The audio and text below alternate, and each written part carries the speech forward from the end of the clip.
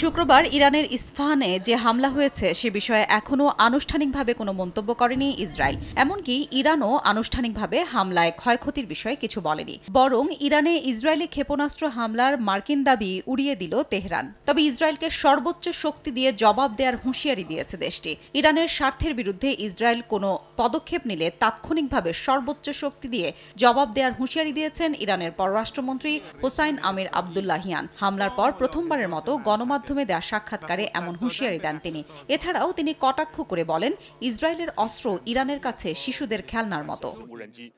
শুক্রবারের হামলায় কী ধরনের অস্ত্র ব্যবহার করা হয়েছিল এবং কী পরিমাণ ক্ষয়ক্ষতি হয়েছে তার হিসাব এখনও পরিষ্কার নয়। মার্কিন কর্মকর্তারা ক্ষেপণাস্ত্র হামলার কথা বলেছেন, কিন্তু ইরানি কর্মকর্তারা বলছেন কেন্দ্রীয় প্রদেশ ইস্পাহান এবং উত্তর পশ্চিম তাবরিজে হামলাগুলো ছোট বিস্ফোরণকারী ড্রোনের কারণে হয়েছে।